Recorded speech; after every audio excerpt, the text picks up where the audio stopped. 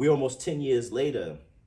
Talk to me about grief and how you've been able to process and But move you through know it. what? I cried for like 5, 6 years straight. Right. Home. Right. Once in a blue it come out in the club. Like if it's like the family getting together and I see all of them up there and he's the only one missing, I'll be like, Right. Right. Right. That would bother me sometimes. But then it also makes me happy to, see that they still doing it. Because I know that when we go, we don't really go. Yeah. Right. So, in knowing that, it keeps me going. Right.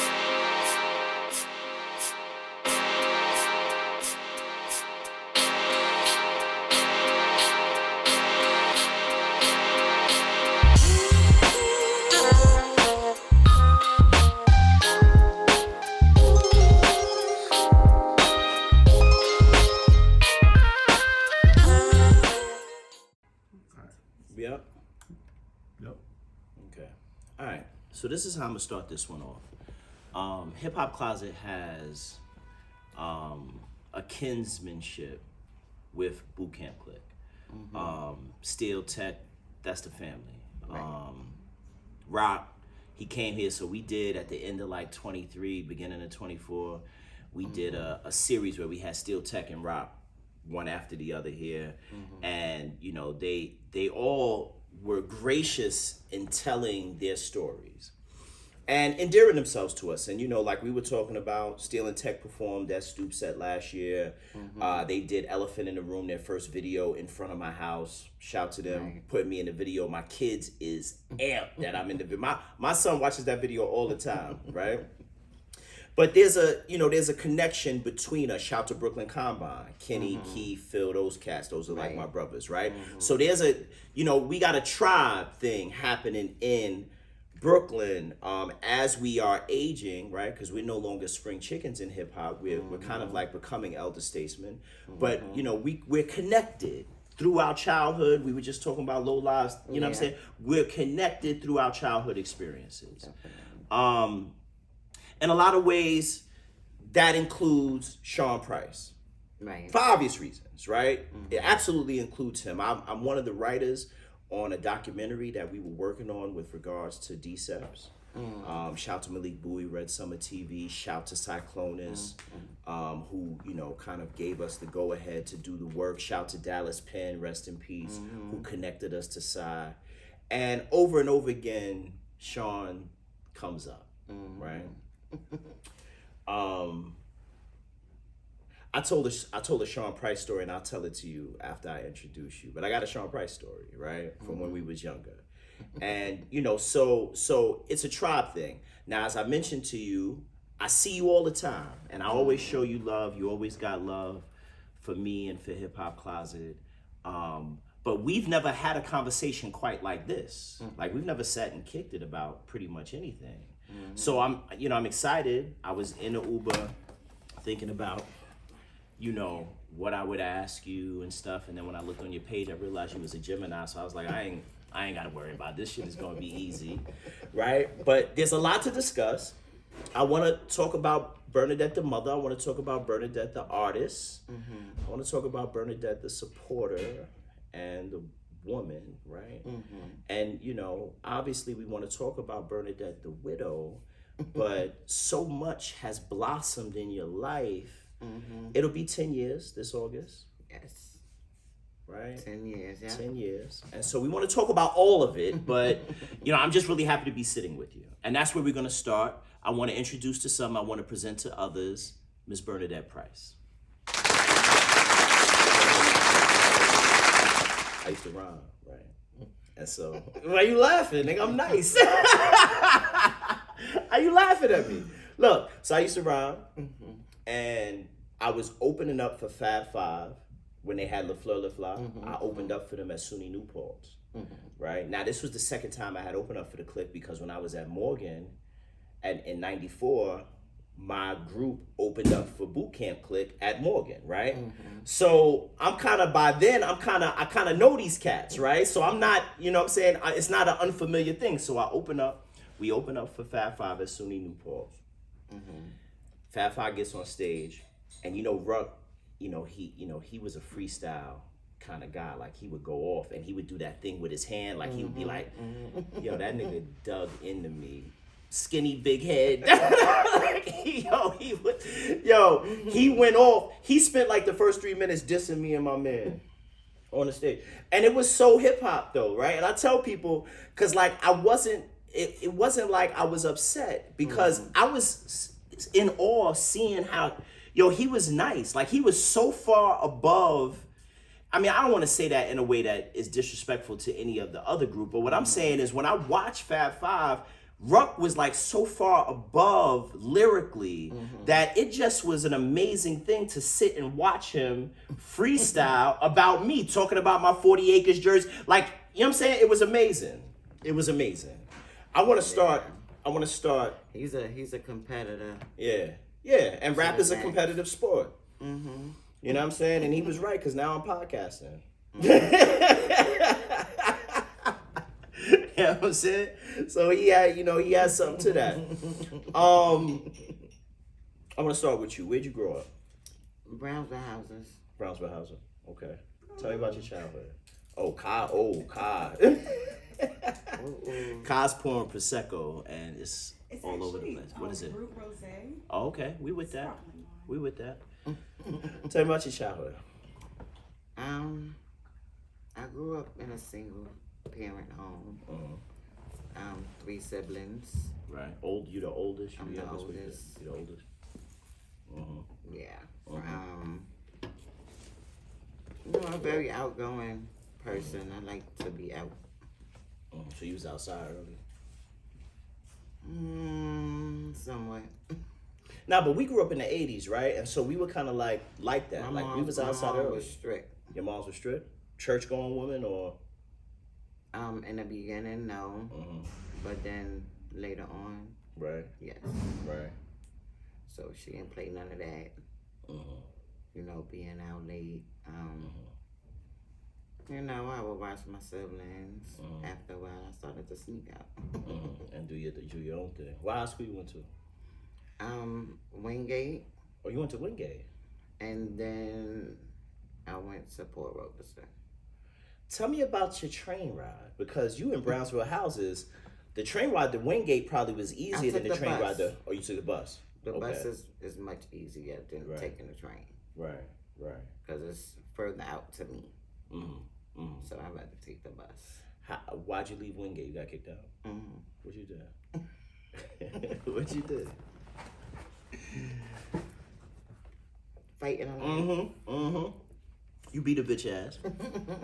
Right? No, but it was crazy. The first year I got in there, I got bullied by the seniors. Right. That was And school. then, That was yeah. high school back in the day. I was a freshman, they were seniors.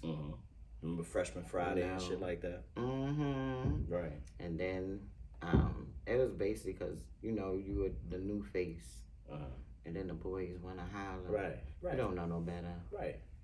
It was one of their girlfriends. Right. And a whole crew. I was like, oh, hell no. Right. Pretty young girl, not from the neighborhood. You going to Flatbush to go to school. You live out Brownsville. Like, you crossing lines, right? And that had a price back Majority then. of the school was West Indian. Right. That had a price back then. You know what I'm saying? And See, they all was... I lived in this community, and I went to Brooklyn Tech. So, like, I never took the train or the bus. Real talk. Like, I never took the train or the bus to school. I lived up the block from the school, True. right? And so whenever I talk to people about back in the day and their high school experience, I always ask about their transport, because I remember how ruthless it was on the train. Oh, yeah. It was going down. It was going down. There was plenty of fights and walkthroughs and... Yeah, all that. A lot. But thankfully, I was cool with a lot of them. So... You tell me about your first connectivity to Decepticons. Well, I wasn't a DSAP. Okay. Sean was. Right. So be that, I'm married to him, I'm with him. Right. But even, I'm saying, but prior to that, like in high school, you never connected with like the Septonettes, like none of that. What did you want to be? I didn't go to school with them. Well, I mean, you didn't, right? Because it's Wingate. And right. they're older than me. And they're older than me. But we the same age. I'm not going to tell people that. Don't worry about that. I ain't gonna tell on you. But what I'm saying is, I don't care. You was class of 93. 92. Me too. I'm class of 92 as well. You got skipped? No. You started early? You did something. I guess. But in Wingate, it really that really wasn't prevalent. Those gangs weren't prevalent in Wingate. Like you said, it's a Caribbean school. No. Right. I ain't like it there. It was too much. What you want to be when you grew up? When you was? I wanted to be a mortician and a nurse. I didn't expect that. Just didn't work that way. You wanted to be a mortician. Mm-hmm. What made you want to be a mortician when you was younger? Understanding how the body works. Right. And not being afraid of the dead. Mm-hmm.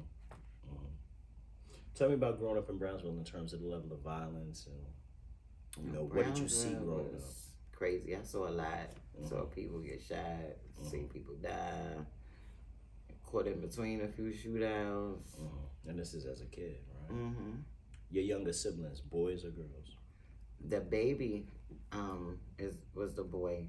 And the other two are girls? The other two are girls. But my baby brother, he got murdered in 98. In 98? In Brownsville. In Brownsville? Not in the project, but down the block, like Suffalo, on Belmont, right there on Belmont. Right on Belmont. So I had a conversation with Eric Gonzalez, who's the Brooklyn DA, and he told me, even in 2024, in the entire borough of Brooklyn, 1 out of every 5 gun homicides happen in Brownsville. Like, even to this day, Brownsville is a war zone. And back in the day, it was the same thing. Except, only difference from now and back then, as kids, we had morals. No women, no kids. Right. Now. Right. And I was going to say something about that because my cousins grew up in Van Dyke, 395 Blake Avenue, 4th floor. And it was a love-hate relationship with me and Van Dyke because I used to love going to Van Dyke because their building, all the kids in their building was like cool. Like they were playing in the hallways, right? And I came up in a brownstone, right? So I'm like, I don't have no neighbors, you know what I'm saying? Like, so you go to Van Dyke and it's like the entire building is playing together right outside, you know what I'm saying? Yeah, that's how it was. But it was like, but it was also like, but don't go to Sutter and Blake. Don't go on Blake Avenue. Like that was the drug, Right. You know what I'm saying? So that's what I'm saying. It was like a love-hate relationship. Like I used to love going there, but it was also like, this shit is real. So Brownsville had that. Like y'all had a very close camaraderie in those houses, in them P's, right? There was camaraderie there. In our building, we could go in each other's apartments and wasn't no problem. Right. But now they be beefing with each other, live right upstairs next door, and that's just sickening. Yeah. What'd you do after high school? Eventually I went to boot camp. What, like the Army? Or like buckshot stealing tech? Like the Army. You went to the Army? Discipline. Yeah, my mom. She sent you there? Go there. Cause you was wild. Plus, it's disciplining, different. It's different kids from all over. And how long did you stay? A year. Where? Peekskill. Upstate. Oh wow, wow. That had to be different. Yeah. When you say Peekskill, you know what it reminds me of? It's just like you're on the base. Remember Facts of Life? They was in Peekskill. They was in Peekskill. It was dope though. You had the boys on one side, the girls on the other side. What did you learn from there? Just discipline of living and structure. The importance of life, priorities. Carry yourself like a woman. I want to ask you something because you brought that up. I was talking to somebody about so in the 50s and 60s, if you committed a crime and you were a first time offender, and you were looking at short term jail time, like say you were looking at a 1 to 3 or 2 to 4, right? The judge would give you an option of going into basic training. And so the judge would be, my father is a recipient of that. My father got into trouble when he was 18 years old. He was facing 2 to 4 years. And the judge said, listen, you could either go to jail or you could go to basic training. He was stationed in Kansas. He took basic training. He wound up going into the military, right? Working in the, getting through that. And then when he came home, he went into PD and became a cop. Given, what we see in our communities now with our young men and women who like are getting in trouble, they're filling the prison systems, right? Would you support something like that? Like say they came to you and said, listen, what do you say about this law? If we lock somebody up and they're facing jail time, we send them to basic training. I agree. I think that would be perfect. Perfect. Why? Because that's what y'all want to do. Y'all want to be criminals. Fight the real people that need to be fought. Right, go to war. Right, you want to go to war, go to war. That's why I be saying, like, they pick up the guns and shoot their brothers, but you won't go to war to fight the real enemies. For a cause, like, you built like that, right? Right, then go and do that. I agree. Did you like obtain a rank while you was in boot camp, or it was just like a? No, it was just a training. You get certificates at the end. You finish the little courses of school, you get your GED, and you move on to, if you want to stay, you can stay. Or you can go home and continue whatever you want. So you come home and then what? You get into the workforce? I came home and I started working for New York City Housing Authority. You work for night shift? A long time. 23 years. Damn, you worked for night shift for 23 years. What was your roles? I was a caretaker, but I used to suck the overtime up. Kill 'em. And Right. I did caretaking because I don't like being watched over. Like I don't supervise. Yeah, like I can't do a office job because I like to move around. Right. So you was able to kind of have your own schedule, have your own way. No, it's you worked in Brownsville? 8 to 4:30. I worked all over from uptown to downtown. I was floating. But at the end, my last stop was Prospect Plaza. Up the hill. Right. Tell me when you met Sean first time. 13. You was 13 years old. Tell me about that. He was a cool brother. We was really friends first. We didn't start dating until I was like going on 2019. So you was back from boot camp. Right. Yeah. We started dating and I got pregnant. That sounds about right. What was it about him? Like, he women... was just so funny. Right. Like I love to laugh. We don't have enough people that, can make you laugh. He was funny, smart, overprotective. Just a fun person to be around. So we clicked pretty well. Right. Women always choose. Men think they be choosing, but men don't choose. Women choose, right? Right, because a person does something to capture your heart. Right? And usually the way to a woman's heart is through laughter. So I get that. I get that. I understand that. So you're working in night, you're busting overtime in the head. When Sean started rapping, tell me about that. Like when it's like not when he started to write rhymes, but when it started to become a business. Well, he had a good run in the beginning when he started with, the guys. Mm-hmm. Um, but where he really took off and gripped himself was when he became Rock solo.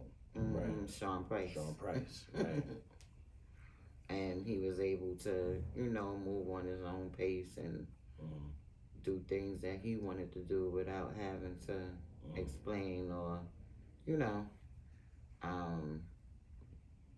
he, it was hard in the beginning, being, but he got it, kept going. Yeah. Yeah, he was phenomenal at flow and lyrics. Like, there's not a lot. Like, if you look at Brooklyn hip hop and you put all Brooklyn MCs in a bowl, right? And Big J, Kane, right?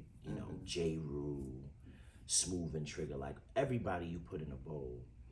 Sean was like adept at lyrics and flow. I would put him with like Kane, Hove, and Big. Like Sean was very, very book smart.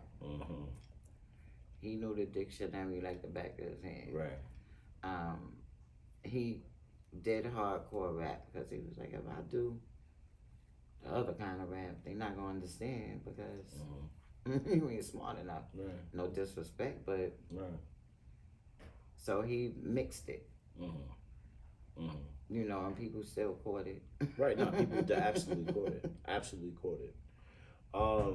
What was it like though, being the wife of a rapper, right? Because now, like, that's a different thing, right? Because now you got kids. You guys are raising a family together, right? So the economics of family life is something that's serious, right? Like, kids need supplies. They need to go to school, right? They may need to go to a school on Monday. You may need me to take them to school, and I may be in Peru doing a show, right? So, like, what was that like? Well, once he reinvented himself and things started to pick up, financially wise, he asked me to stop working, which I did. I resigned. And then the traveling started. So I was able to be home with the kids while he was out and about. Because before that we was paying babysitters. Right. Right. That's life. Where's some of the places you traveled? None. Never. Never. I was scared of the plane. I wouldn't get on it. Scared of the plane? B, you a Gemini. How you scared of the plane? We goes up in the air. We an air sign. You know what's funny? I got on the plane after he passed. Did you? You challenge yourself. Now you taking flights. Ironic.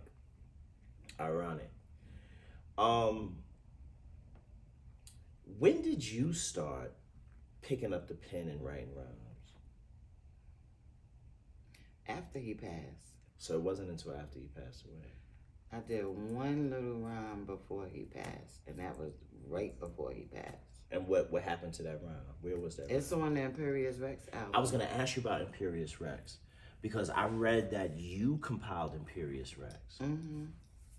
Imperious Rex was a banging ass album. Thank you. Yeah, like that shit. So that it's funny because it was that album that introduced a lot of people to P. Like, Imperious Rex is what you see, like, not our generation, but I mean like younger white kids, younger Asian kids, they point to Sean P from Imperious Rex.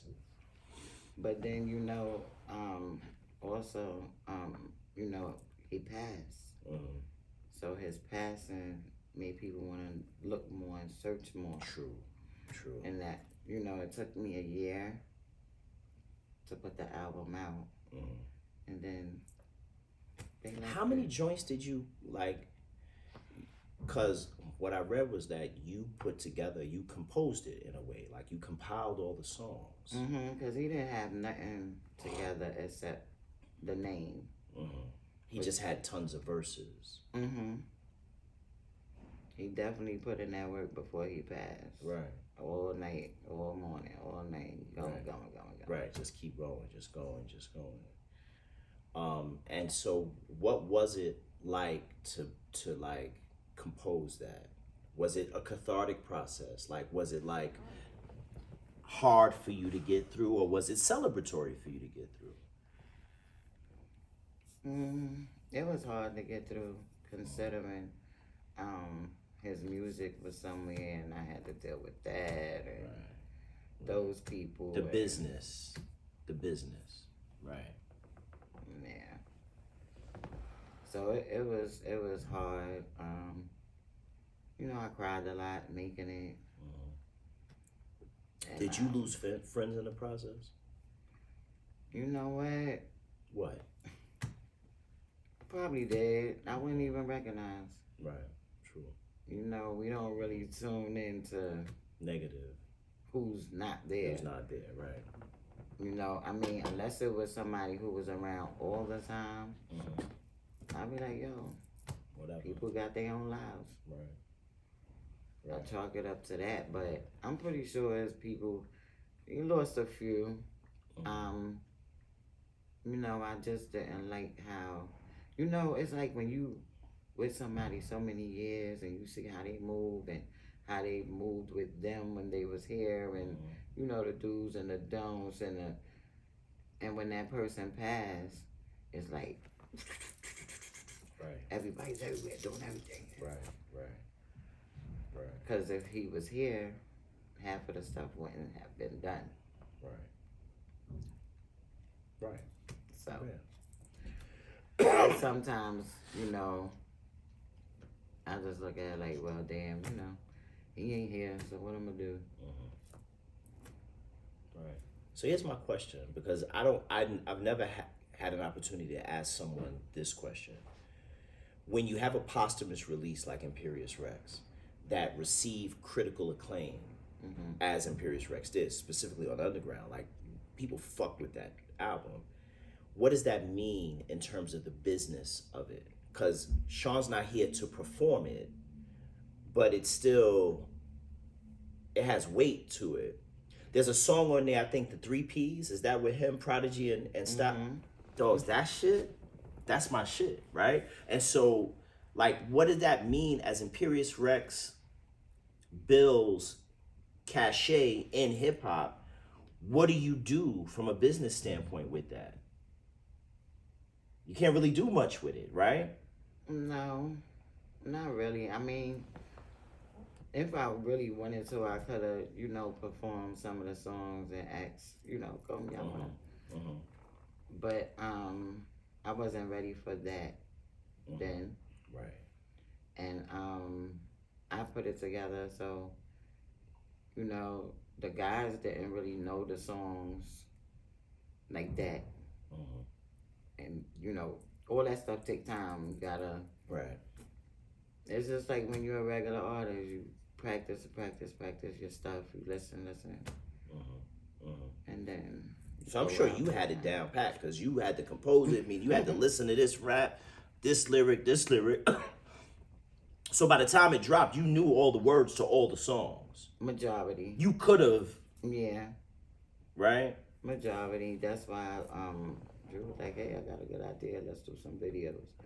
And I did the animation videos, to help it. And we put out the package where you had the T-shirt and, things that came with it to make it more presentable.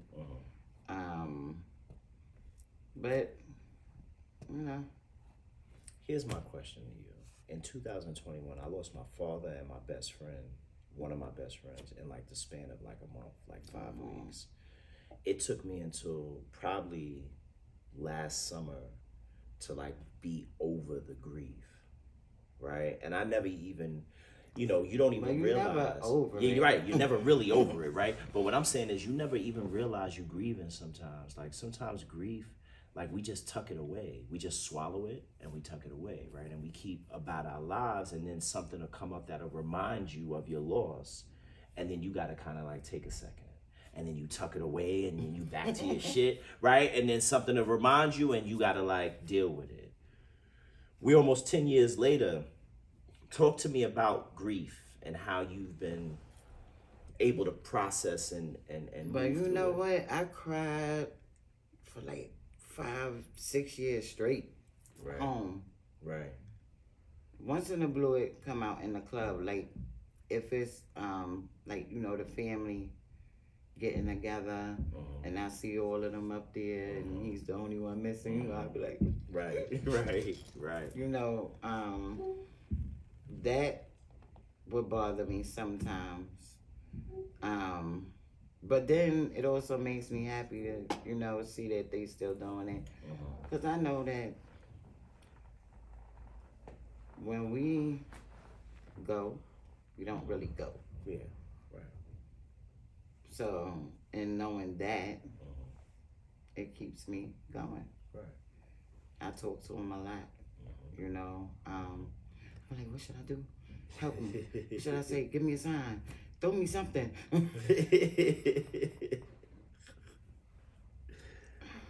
You talk, they listen, they hear you.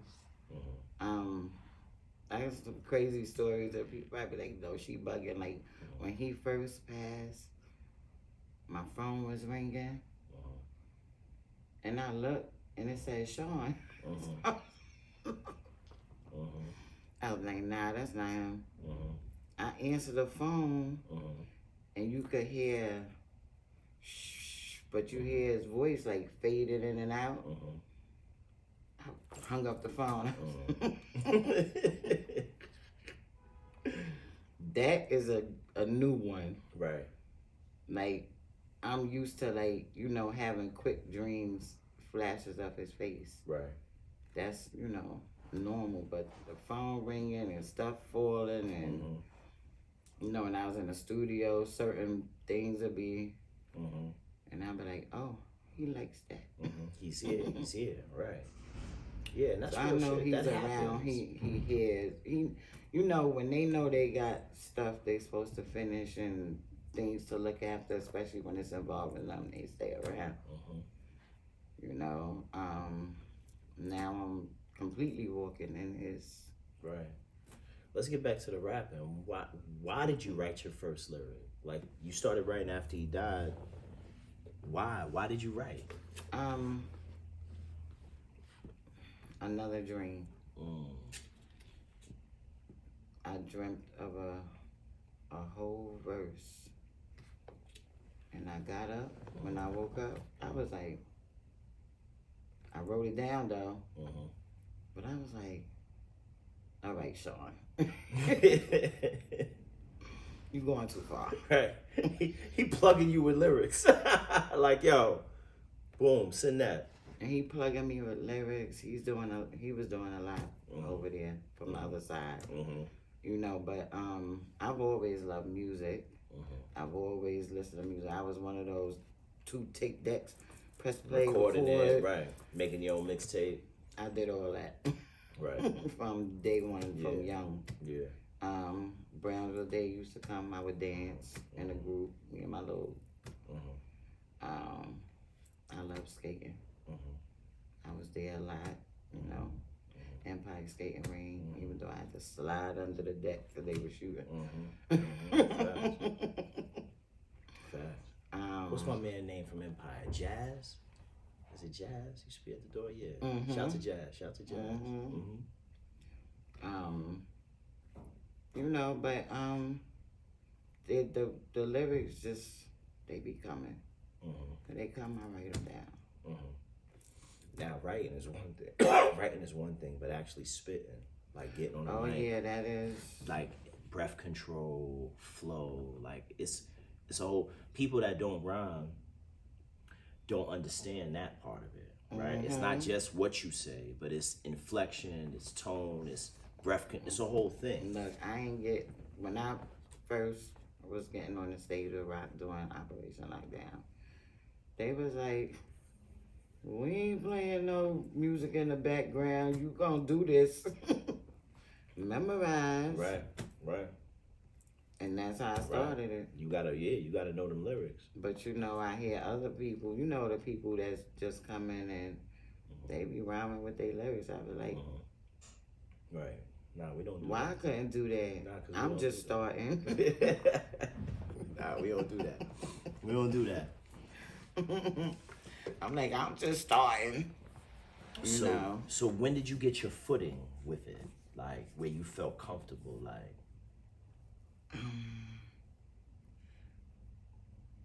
I started working with this guy, Teva Van Poo. He's from the Bronx. You working with Bronx niggas? I was just joking. Shout out to the Bronx. Shout out to the Bronx. But okay, so you started working with him. Yeah.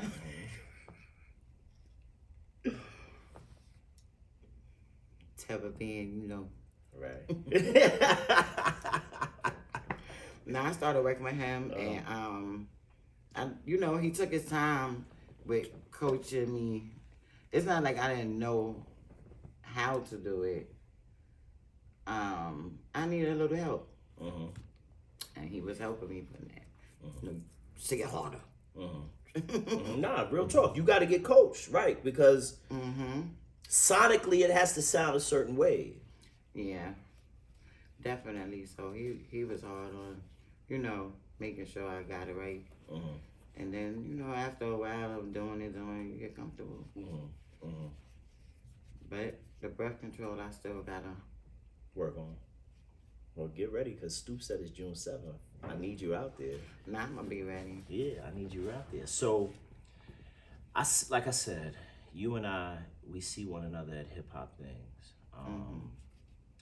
I like anytime it's a event that I feel compelled to go to support, be it an artist, be it an institution, like Video Music Box, Rock McDaniels just had his joint at Brooklyn Bowl, we were there. You're always front and center. If you look at your IG, or even not even just your IG, but if you look at the hip hop community's IG, Bernadette pops up. She's here, she's there. Why was it important for you, or why is it important for you to continue in that space? For one, you know, I went everywhere with my husband for the most part. It's like also a coping mechanism. I think That's fair. Plus I love hip hop, and he was too cool with a lot of them. And so, you know, sometimes some of them will call me and be like, hey, what you doing? Come, you know, we having something over here. And I'll be like, all right, let me go. Because I like to support people. There's nothing wrong with supporting people. No, that's how we exist as black folk. We support and we serve. How's the kids doing? They good. They good. Getting big. Right. The little one. Sean is like 15 now. How's she doing? What high school she go to? Well, don't say it. We don't have to tell her. Fuck that. We ain't telling. We ain't telling. But she's in there. But she's good. But she's good to go. Yeah. No, gotta get on her a few times, but she's, you know. Well, your mom's had to get on you a few times, right? What is your greatest kind of takeaway from being a mother? Because you're a mother. How many kids you got? You got 3 kids. 2 adult kids now, which are still kids, right? Because I got a 29-year-old, and I'm gonna tell you, they're still kids, right? And then you got a 15-year-old. What's your greatest takeaway from being a mother? Are you a mother like your mother was a mother? No. You're not as strict. No. You be letting them wild out. Yeah. See, that's not hip hop shit. But you know what? No, not even like that. When I lost my husband, I just lost focus. It wasn't really losing focus. It was just like, give it to her. Right. Give it just to her. Just satiate them, like just ease them, because they going through it as well. That's real shit. And that was probably a wrong thing to do. But that was the best way I know how to, deal with it. Cause I'm going through my own stuff. I know she going through it. She was very close to her dad and my son. Same thing. I just, right. You know what not to do. Right. You know what I'm saying? Just right. Try to take it easy. Because you can't never tell nobody how to feel. No, you know what I'm saying? He's 29. About to be 30 in July. Same age as my daughter. My daughter's birthday is July 7th. She'll be 30 on July 7th. Oh, wow. My son is July 16th. So we got a lot in common, you and me. Our birthdays is close. Our eldest birthdays is close. That's wild. But you know what they say is, like, when you lose a black man in the family, like, it can literally destroy an entire family. Like, when a black man is the husband, when he's the father, they're the leader. They're the leader, right? When he's the provider, right? Everybody is following his lead. Like, my daughter fights with me, but she respects her brother. As when my husband was here, she listened to her dad, right? But she didn't want to be around me. Like, I couldn't hug him, I couldn't kiss him, I couldn't lay in the bed with him. That's my daddy, that's my daddy. You know what I mean? Right. And he used to be like, "Yo, that's your mom's. Right. You gotta respect your mother." She like, right. Okay, daddy. But she was a daddy's girl, right? So, But a testament to you, because you've been able to withstand that. Like, again, losing a father in community, a lot of times it's a death knell for the family. Like, the family goes into a tailspin, right? And whatever happens after that happens. But here you are, you've maintained a space in hip hop, right? You've been able to raise 3 children. And now you're moving into a space of actually becoming an artist. So that means you've had time to process enough to be creative. Because being creative is a thing. Like, it's not, people need to understand this. Like you don't just. It's also a coping mechanism. But it is right. At the same time, you get to release, the things like that's what was on my album you're going to see. It's Widow Cry, and it's just everything that happened within the 10 years bunched up into the work. Are you proud of this work? What's the name of it? Widow Cry. Widow Cry. So tell me about the project. Who produced it? Who's on it? You got any features? You ain't called me to get on a song. It's like, what's up with that though? Like. I've been getting that because, nobody still really knows. Like, they probably hear me say stuff and they don't believe it or whatever till it happened. They were like, oh, shit. And then some people to this day, they didn't know I was rapping. They found out. They be like, when you start rapping? When you start rapping, right. And, I worked with, so like I said, it was me and Sarah. We was over at Vinny Idol's. I did the whole project there. With Vinny Idol. 13 songs. I have features. I got my brothers. That's dope. It's on there. That's dope. And Sarah is on there. When does it drop? That's it. But I missed my date. Had to fix some stuff. Right. But I'm hoping either the 6th or the 9th of April. So before Easter, around Easter time. Now, what happens, here's the question. Now, what happens if there's a song or 2 or 3 on this album that really resonates in hip hop, and now somebody's like, yo, Bernadette, I need you to come to Lithuania. We're going to pay you X amount of dollars. Come. Like, are you prepared? You laughing, I'm dead serious. Are you prepared for what could come as a result of this work? Like, what's your first single? You got a single or you got a single already? No, I didn't put it out. But you know what the single's gonna be? Like, you know what the first single's gonna be on the album? Or not yet? No.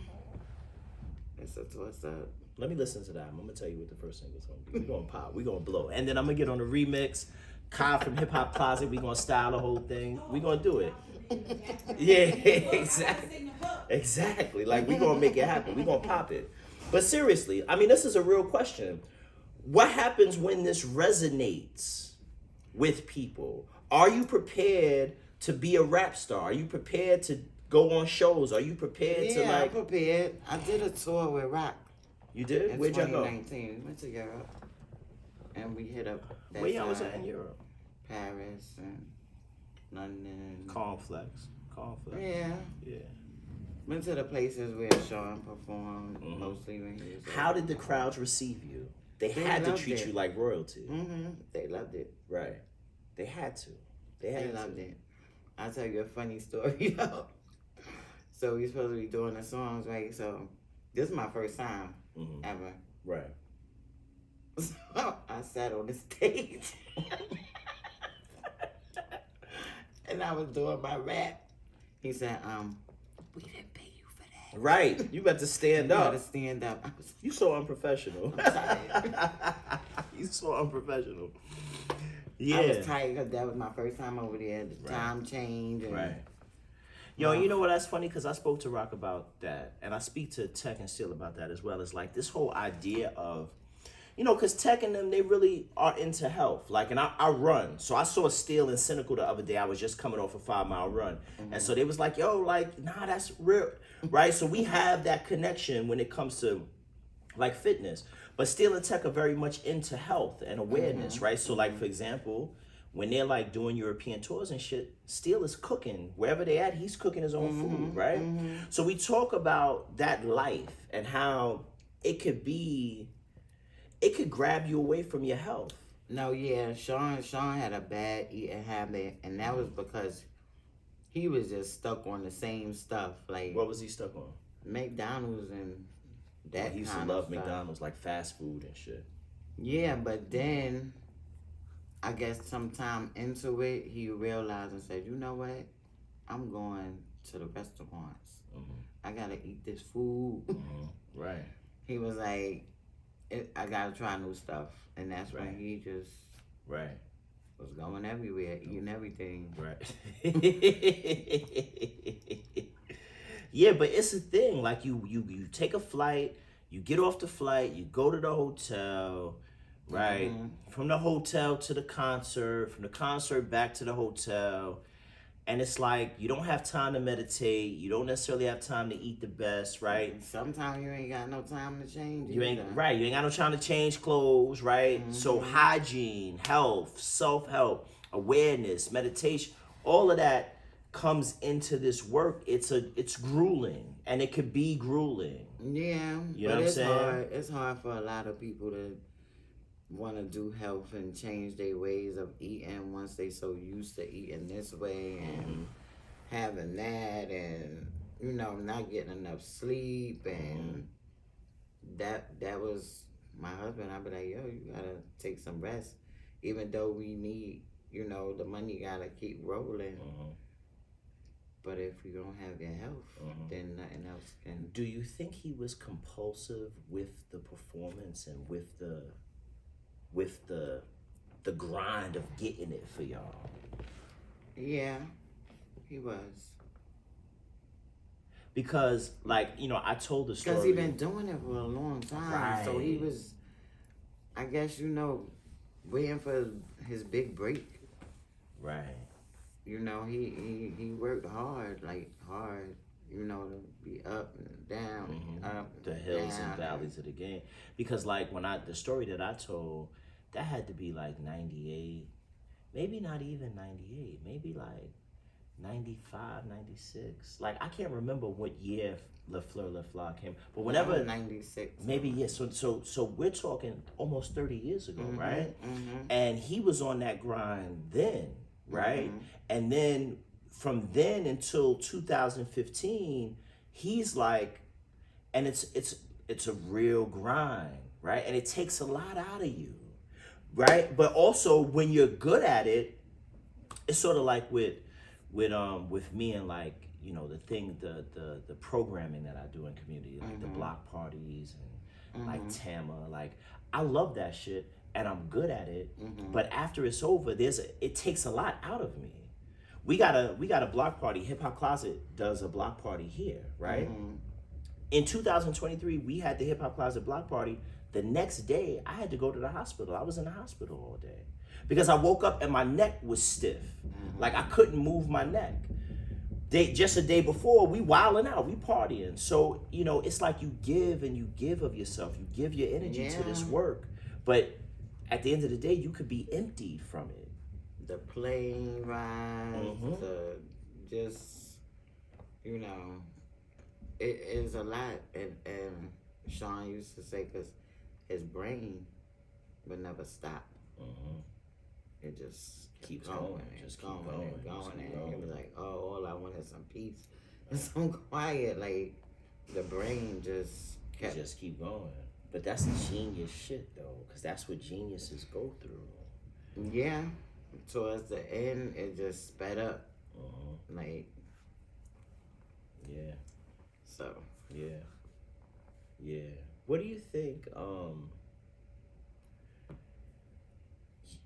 Your legacy, right? Sean's legacy aside, but Bernadette's legacy.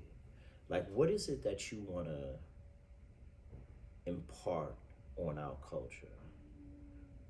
Like, what is a message? What is a feeling? You know, I would love for the wives in hip hop to be more involved in these spouses' work. How so? Explain that. You know, to know what to do and what not to do. You know what they like, what they wouldn't like, so that they could take charge. And don't have to watch somebody else do it for them. Right, so you're saying kind of like understand the business, Yeah, be like supportive, like, you know, really be. Because I know a lot of guys, they be like, my wife hates hip hop. And they doing hip hop. That's what they do for a living. That's what they do for a living. Your wife hates what you do for a living. Basically, you have to have patience. A lot of women don't have that patience. They want that money pronto. And it's a double-edged sword because it's like if you meet him and he there, he got it coming, and then all of a sudden he lose it, that means you're gonna leave him. Because you're there for that. You're not willing to build from the bottom up. Right. You just want to go straight in. Right. You want the light. And the reason my husband dealt with me, I believe, and trusted me, because I was always hands-on. I was always, I didn't care how tired I was, or if it meant something to him, I'm going, all right. Yeah, but also, Bernadette, like, you were a part of his childhood. Like, you guys were cool. Like you said, you met when you was 13 years old. And we broke up for 4 years. I had a kid in between. Right.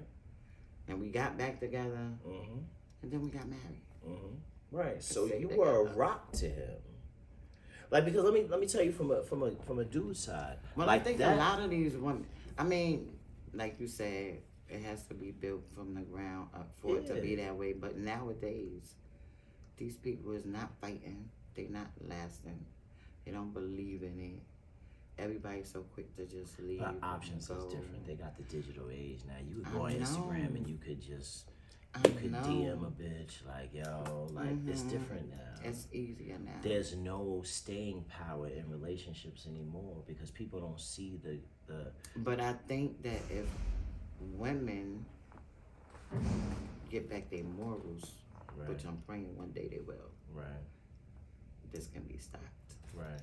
I hear you. Because when we was growing God, stupid. when we was growing up, we didn't want another man's woman. Amen. Right. You got your ass beat. Right. You got your ass beat for that shit. Right. And the man didn't do nothing. He wasn't breaking up nothing. But now it's different. They'll jump in with the side piece and beat up the main. Right. That don't make no sense. The morals. The morals is and lacking. a lot of men, no disrespect, but they gossip and talk like women. They're worse than women, a lot of them. I mean, I know, you can have female friend, like you expect to be one-on-one with your female friend, Right. but you and him, Right. Because men have lost a code. Like I talk to people who are younger than us all the time. Like men that are like 29 to 34, they're way more effeminate than we are. But that's because it's on us. It's our fault because we didn't impart coding into these young when they were younger, and also we didn't hold hard boundaries. Like our parents had boundaries with us. Like we did all the shit we did. I was telling somebody the other day. There was times where I would go home and eat dinner, and my mother didn't even know that I almost died out in the street. And I would come home. She'd be like, "Yo, how was your day?" It was good. It was great, right? So it was a lot that she didn't know. It was a lot that my father didn't know. But if they knew, they would have took immediate action. See, our children, they have access that we didn't have, right? Social media is an access point that we didn't have. That's true. But also, I want to say this. Yeah. They got children that live in their home. How many of them look through their kids' stuff? Right. Because there ain't no privacy, and this is my house. And I'm paying for that phone. And I'm that's paying for that the tablet. problem. Right, and I do that shit all the time. With That's my one of the problems. Another problem is you being too much of a friend instead and of not a parent. Right. You know what you did in the street where it landed you or maybe your boyfriend or one of your friends, and now here you is raising young ladies or young men. You have to guide them and keep them safe. Not keeping them safe if you in a club shaking your ass with your daughter. You know what I'm saying? Like, or, as a man, you allowing your son to just blend in with you and your friends. My son smoke weed, and my son will tell you, we never shared the blunt together. I let him smoke. He's 29, he'll be 30. But I ain't never With him, like your hair, right. No, that's nigga, do that on your own shit. Respect. Exactly. And that's why a lot of parents have lost respect. Exactly. That's real. You looking at them like they're your friends. That's real. I want to talk to you about this, and from a woman's perspective, from a widow's perspective. I want to get a sense of where you think we can improve upon this. Last year, 2024, we lost Fat Man Scoop. We lost Mr. C. We lost Dallas Penn. I lost my man James Hardy. Shout to Hardy. We lost a bunch of black men to health issues they were all 56 and younger. None of them were old men. And my husband had sleep apnea, so. Right. Yeah. And he passed, and he was like 43. What is it that we can do to ensure that our black men live past 58 years old? Because it seems like these are preventable illnesses. They are, but you the person gotta want to live. You can tell, like they say, you can lead a horse to water, you can't make him drink. And that's a problem. Men are stubborn. They don't want to go to the doctor. What do you say? He got to stick his finger in my booty hole. Oh no, I'm not doing that. Like, come on, ask for a woman doctor. Right. She's still gonna stick her finger in my booty hole. Right. But maybe you might feel better about it. You ain't had no. These guys do all this kinky, freaky, dinky sex behind closed doors, but you don't want to get your booty checked. Right. You right. That's for your life. You don't even feel anything.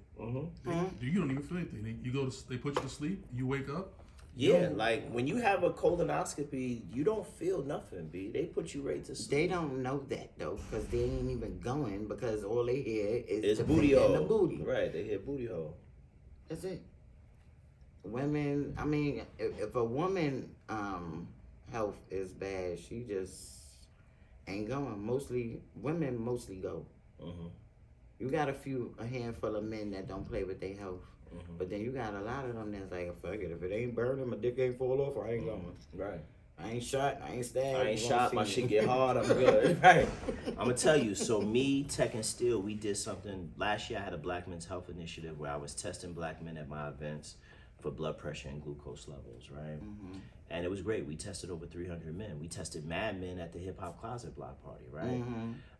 So then at the end of the season, I had Tech and Steel come, and we was at One Brooklyn Health, and we had a conversation about health, right? And Steel uplifted some things, Tech uplifted some things, but by and large, the black men who viewed the interview, a lot of them were like, yo, like, I just never, like, you know, I feel like if I eat this or if I do this, like, I just never thought about going to a doctor. I just never thought about getting checked.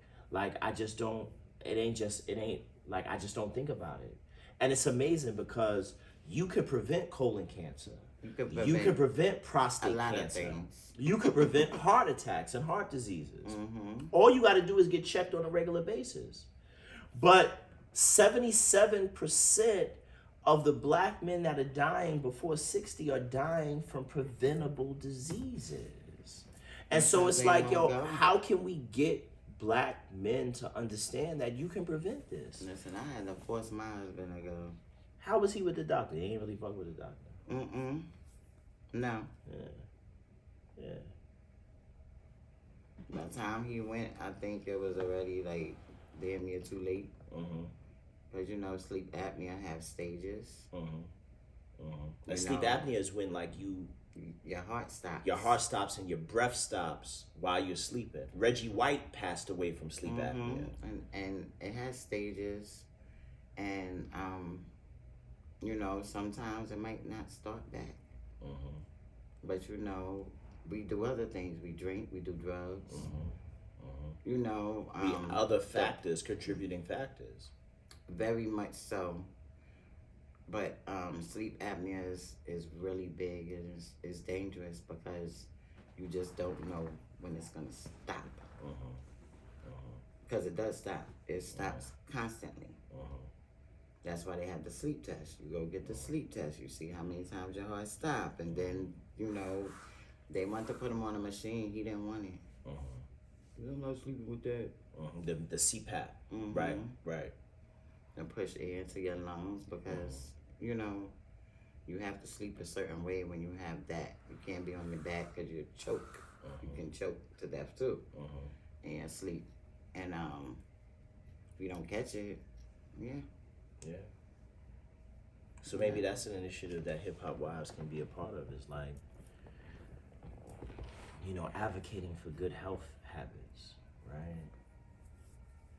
Partnering with organizations and health initiatives to advocate for good health habits, because, you know, we've been in this for a long time, Bernadette. Like, we are. But it would have to be something that they're willing, because just, I don't know, if their significant other tell them, yeah. Right. They never go. Right.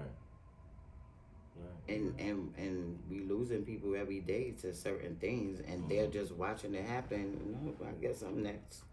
Well, I'm gonna wait till I'm next. You know, I don't know.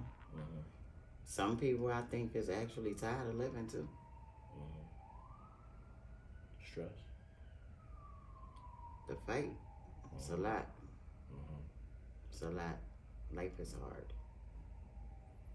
It is. Indeed, it is. It's hard. The things you gotta deal with just to keep going and going. And, you know, you got kids, you got mothers, you got aunties, you got great grand, you got grand. You have all these people that you love. And you can't help all of them. Right. That alone hurts people. Right. It's the stress of dealing with other people's things, trying to make sure people are right.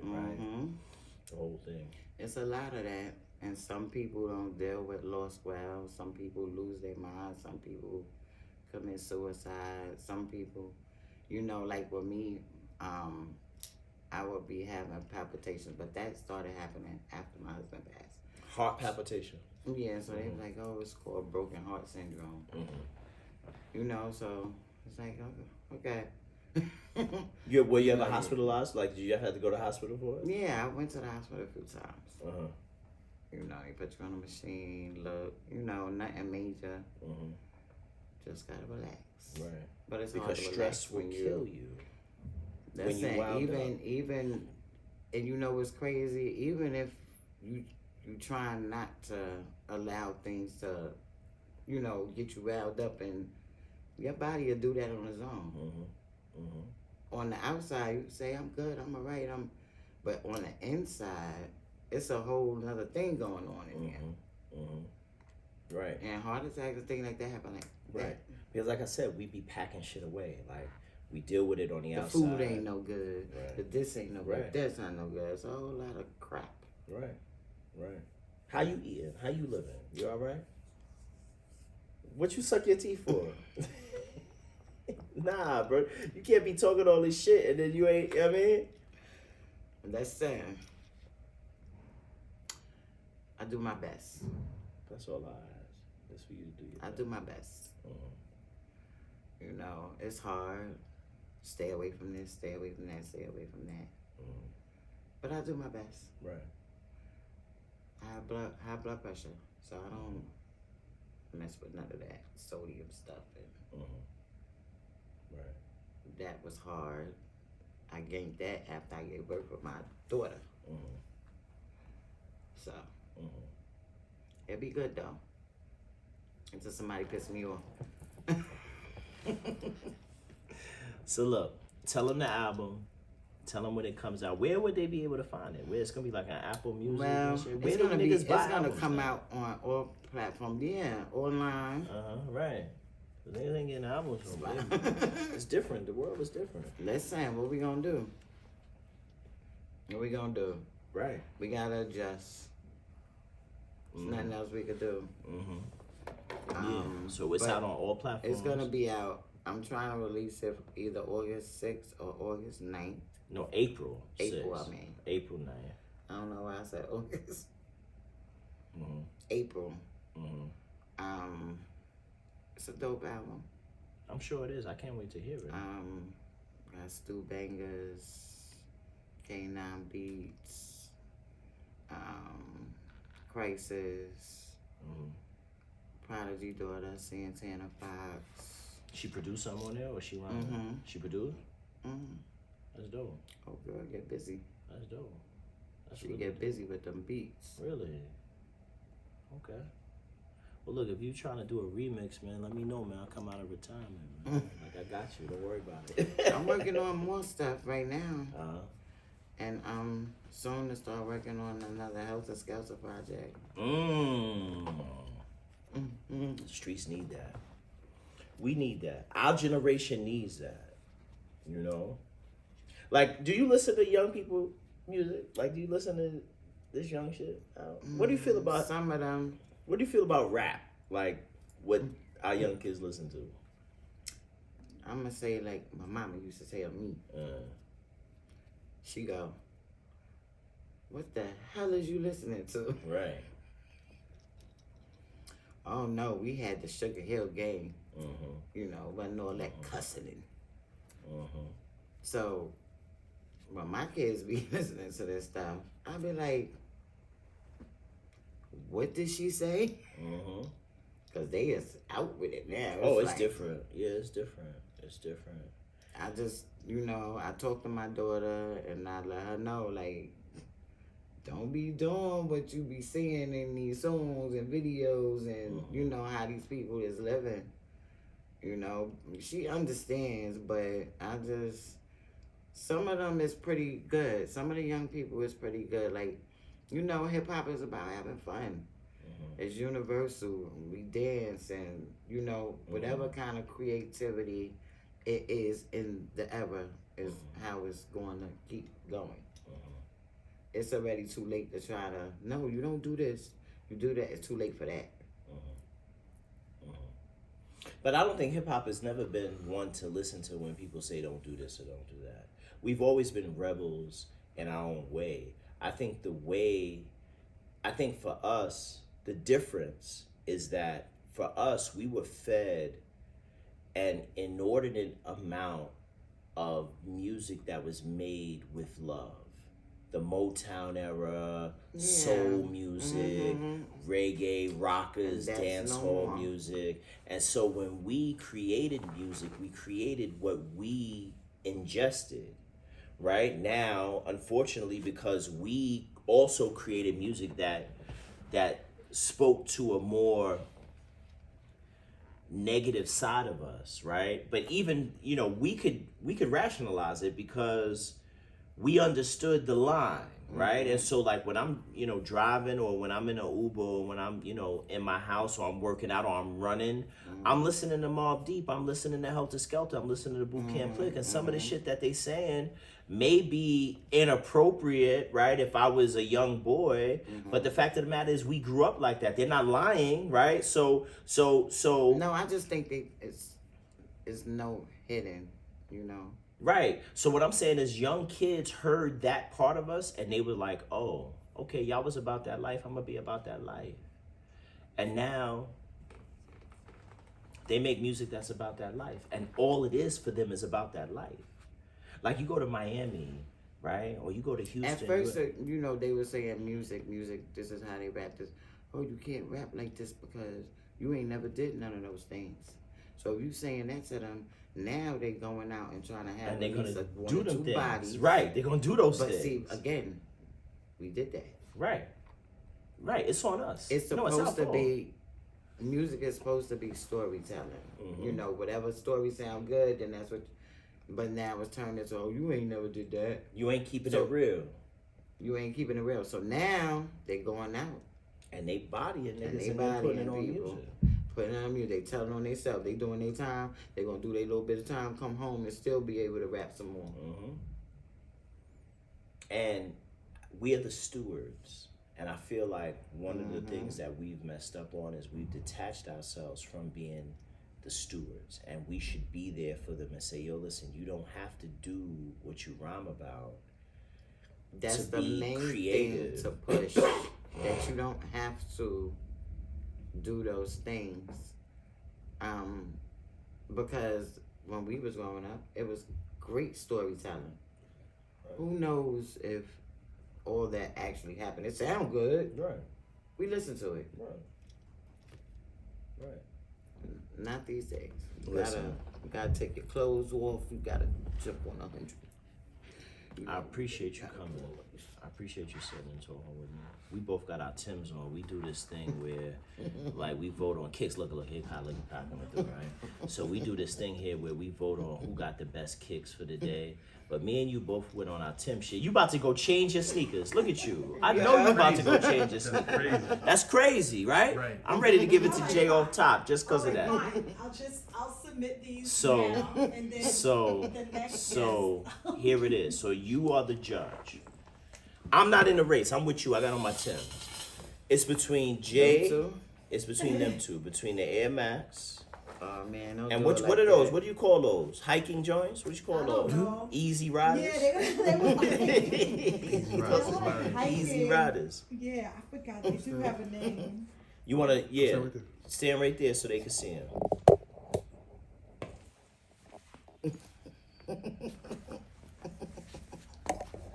Now, Jay, give him paneling on the paneling. They got wood paneling, wood grain. I love them both. They're ultra they look hitting. I ain't gonna lie. They hitting. Oh wait, I'm supposed to be over here. Yeah, you good. They hitting. I think I'm gonna go with hers. Hey. Well, Kyle won because I don't have a vote. But I think I would have voted for Jay's joints. I like them joints. Yo, Man. spring. I like them too. Springtime. They Listen, did little springtime listen. joints. Yeah, she won. They Yeah, is. you won, Kyle. Definitely So look, do we got the thing? 2-0. Jay, we don't have the thing. We got no. It's All right, over we're gonna pull it up. there. We're gonna pull it up. Right there. That's We're gonna pull it crazy. up. Again, And it's Bernadette, Air thank Max- you it's so Air Max so week. That's much crazy. for being here, That's for crazy. conversating with me, and for building and us having this conversation. I value it. I honor you for coming. Thanks for having me. And I'm looking forward to June hearing your 7th. project. That's right.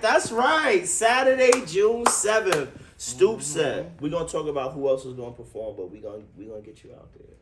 We're gonna let the people hear you, and we're gonna support. We're gonna love the project. We're gonna build the project up, and we want you to be successful in it. Thank you. All right? All right, cool. We back with you next time. It's Conversations with Hip Hop Closet. Shout out to who's this? This is nah, you're not a sponsor. They're not a sponsor. Don't worry about it. Have a good one, all right? Well, until next time.